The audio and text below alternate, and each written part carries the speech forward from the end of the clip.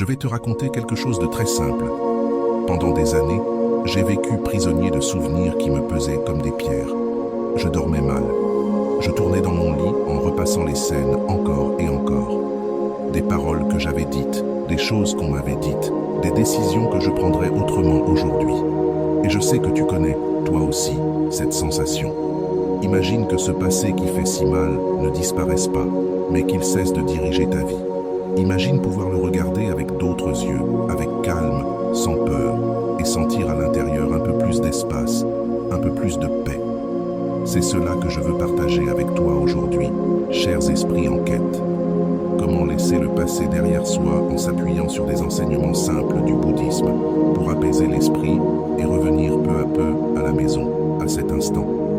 Si ce message résonne en toi, si tu sens que c'est exactement ce que tu avais besoin d'entendre aujourd'hui, abonne-toi et laisse un like. Non pas seulement pour aider cette vidéo à toucher plus de monde, mais pour t'engager envers toi-même, pour reprendre le contrôle de ta vie. L'esprit comme une rivière, l'impermanence et la nature changeante des pensées. Avec l'âge, j'ai appris quelque chose que j'aurais aimé qu'on m'explique plus tôt. L'esprit ne s'arrête jamais. Je peux être assis en silence sur ma chaise habituelle, et à l'intérieur, les scènes défilent comme si quelqu'un changeait de chaîne sans arrêt. Un souvenir doux, puis une inquiétude, puis une scène d'il y a 20 ans qui n'a rien à voir avec le moment présent. Un soir, il y a longtemps, j'étais dans la cuisine, appuyé contre le plan de travail. Lumière tamisée, une tasse entre les mains. Il n'y avait aucun bruit, seulement moi et ma tête. Je me suis rendu compte que cela faisait plus d'une demi-heure que je me disputais avec quelqu'un qui n'était même pas là. Une vieille discussion, répétée 1000 fois.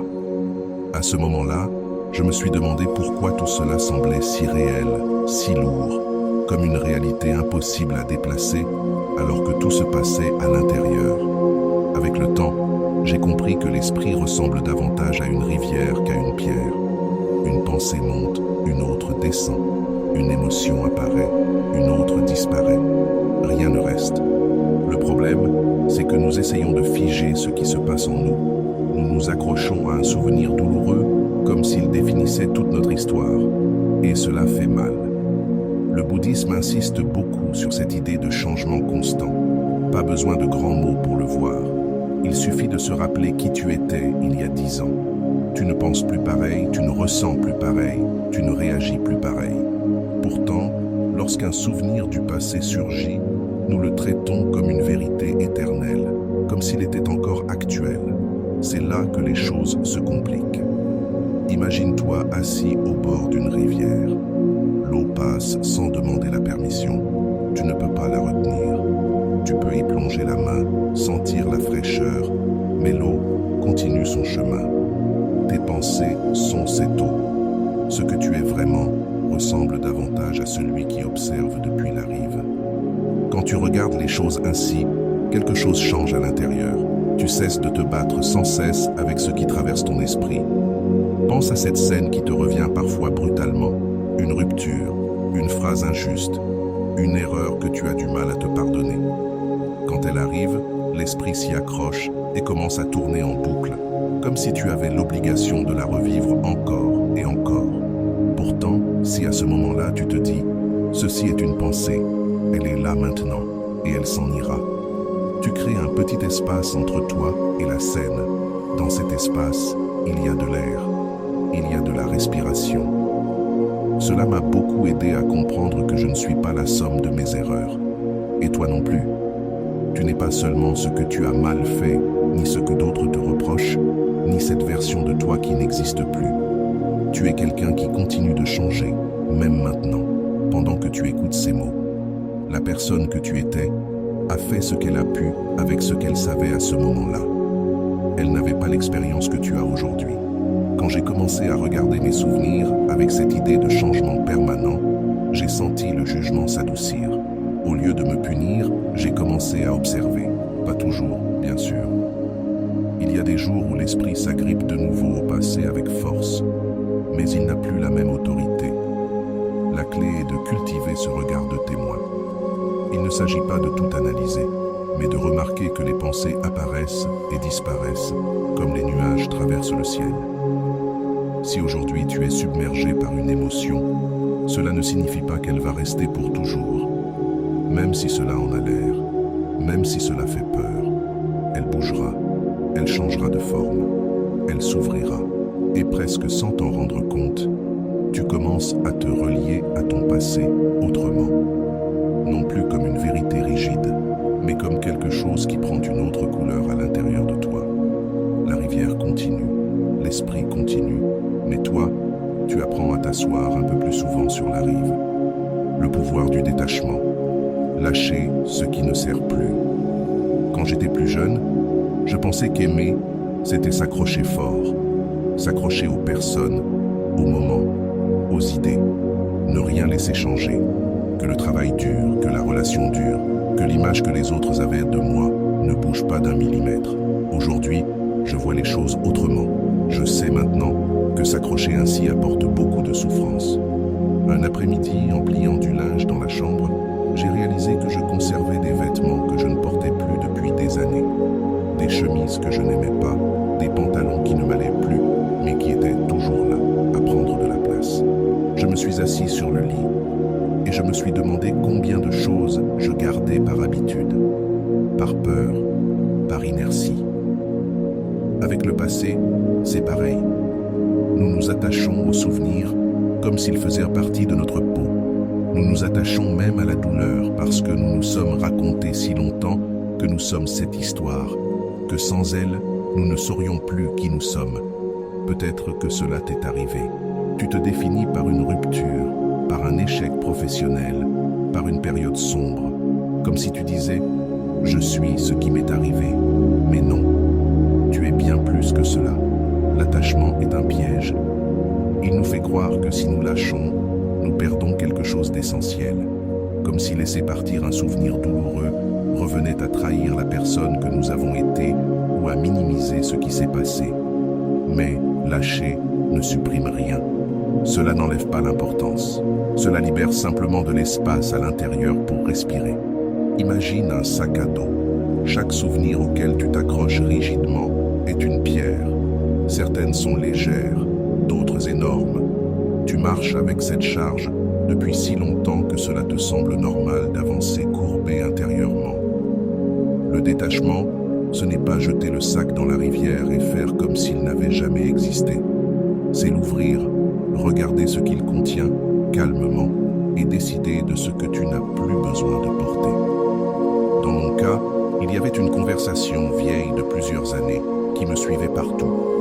Je la rejouais sous la douche, en voiture, juste avant de dormir. Un jour, pendant une promenade, je me suis demandé « Qu'est-ce que je gagne à répéter cette scène ?» La réponse a été claire. Rien, juste de la fatigue, juste du poids. C'est là que j'ai compris quelque chose d'essentiel. La souffrance ne vient pas seulement de ce qui s'est passé, mais de la résistance à le laisser partir. Le jour où tu commences à relâcher, même un peu, cela se sent. Pas besoin de grands gestes, il faut de l'honnêteté. Regarder ton histoire et reconnaître « ceci ne m'aide plus, ceci ne correspond plus à la personne que je suis aujourd'hui ». Lâcher n'est pas un acte brutal, c'est un processus. Certains souvenirs s'éloignent petit à petit, d'autres demandent du temps. Mais chaque fois que tu choisis de ne pas nourrir une vieille scène dans ton esprit, tu pratiques le détachement. Chaque fois que tu refuses d'entrer dans le même discours intérieur qu'avant, tu coupes un lien invisible. Je sais que cela fait peur. À moi aussi. Il y avait des parties de ma vie qui, bien que douloureuses, me donnaient une sorte d'identité. Comme si, sans cette douleur, je ne saurais plus qui j'étais. Avec les années, j'ai compris que ce n'était pas vrai. Aimer n'est pas s'attacher. Se souvenir n'est pas s'enchaîner. Honorer ce que l'on a vécu n'est pas continuer à en souffrir. Il arrive un moment où tu t'arrêtes, tu respires profondément et tu te dis « Je mérite de vivre avec moins de poids ». Alors tu commences, une pierre en moins, un souvenir qui perd de son emprise, une culpabilité qui s'adoucit. Et, pas à pas, le sac devient plus léger.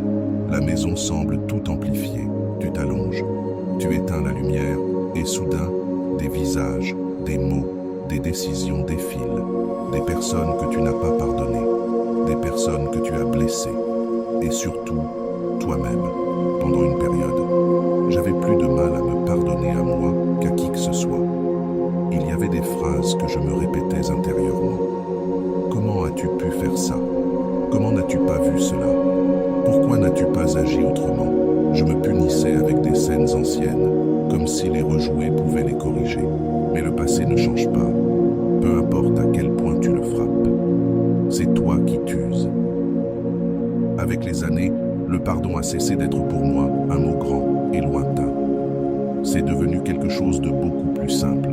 Lâcher le couteau avec lequel je m'attaquais de l'intérieur. Rien de plus, rien de moins. Cela ne signifie pas justifier ce qui s'est passé. Cela ne veut pas dire que c'était bien.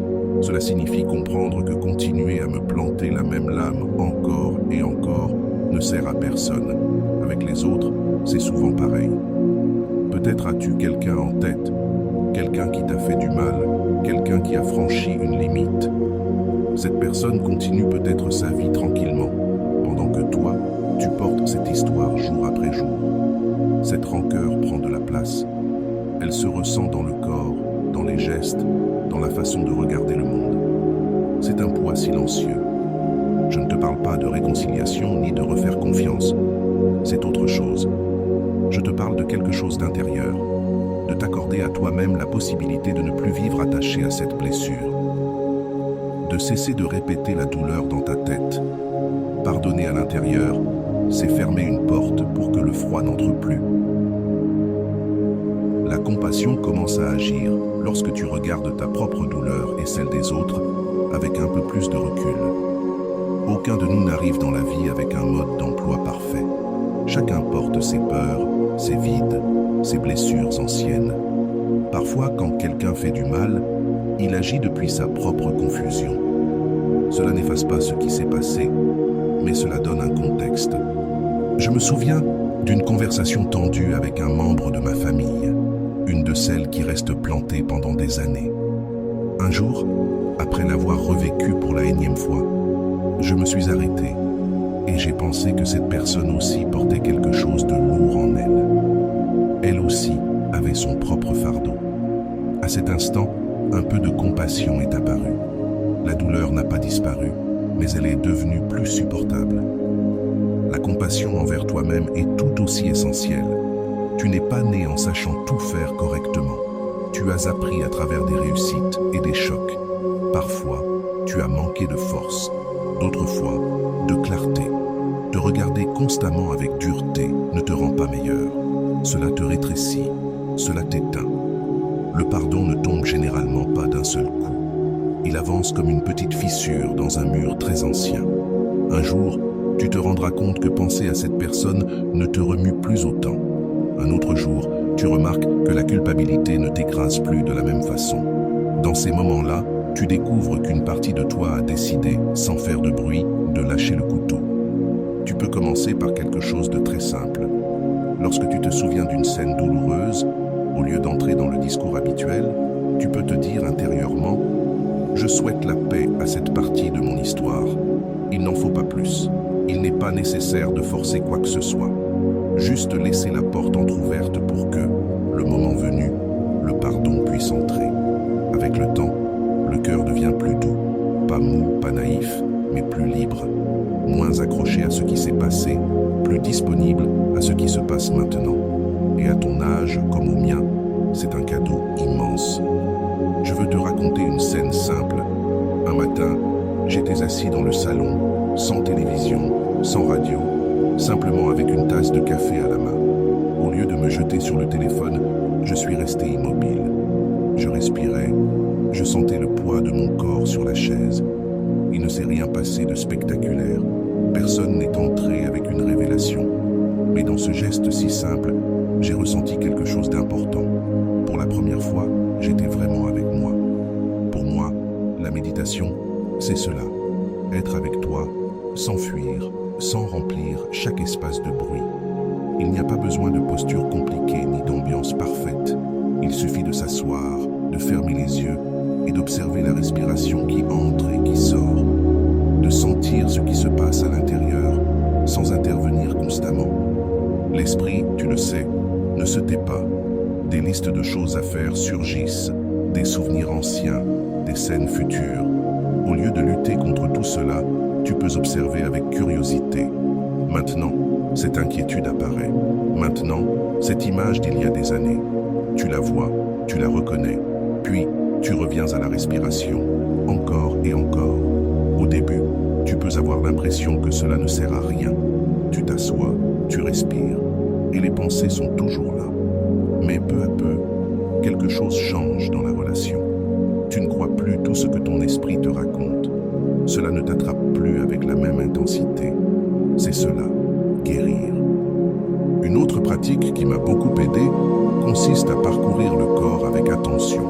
Une nuit où j'étais particulièrement agité, je me suis allongé et j'ai commencé à sentir chaque zone, des pieds jusqu'à la tête.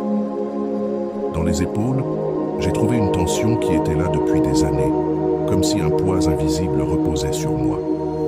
Le simple fait de porter mon attention sur cette zone a commencé à la relâcher. Cela ne s'est pas dissipé d'un coup, mais il y a eu un soupir, un ralentissement. Le passé ne se loge pas seulement dans la mémoire, il se loge aussi dans le corps. C'est pour cela que, lorsque quelque chose du passé s'active, cela se manifeste parfois par un nœud dans l'estomac, une pression dans la poitrine, une fatigue étrange.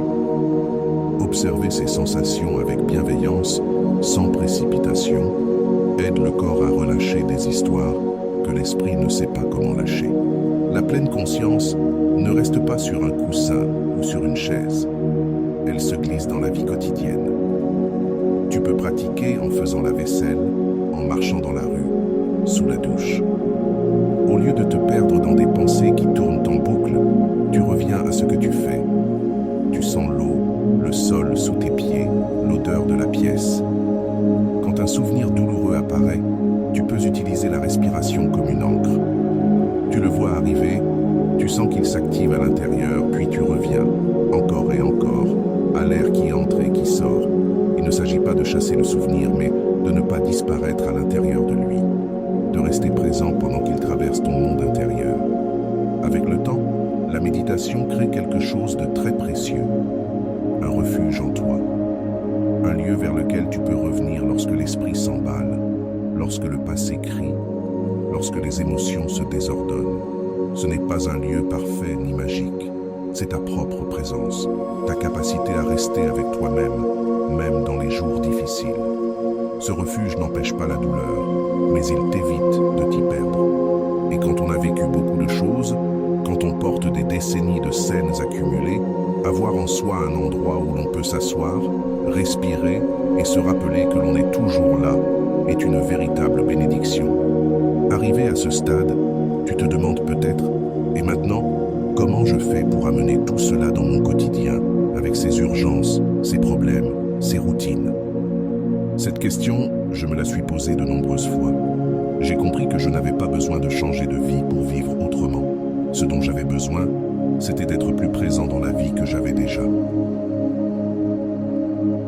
Un matin, au réveil, au lieu de me lever brusquement, je suis resté quelques secondes à regarder le plafond. J'ai senti ma respiration, écouté les sons de la maison, perçu mon corps dans le lit. Et je me suis dit, aujourd'hui, je vais essayer d'être un peu plus ici. Juste un peu. Je n'avais pas besoin de grandes promesses. J'avais besoin de petits gestes répétés dans le temps. Vivre depuis le présent ne signifie pas que le passé disparaît. Cela signifie qu'il cesse de commander. Cela veut dire que lorsqu'il apparaît, tu le vois comme une partie de ton histoire, mais plus comme le directeur de ta journée. Tu peux remarquer un souvenir et continuer ce que tu fais avec plus de douceur. Dans ma vie quotidienne, j'ai commencé à introduire de petites pauses. En passant une porte, en allumant une lumière, en m'asseyant pour manger. 3 respirations, rien de plus. 3 respirations pour me rappeler que j'étais là, que je n'étais pas seulement un corps en mode automatique, que j'avais le choix.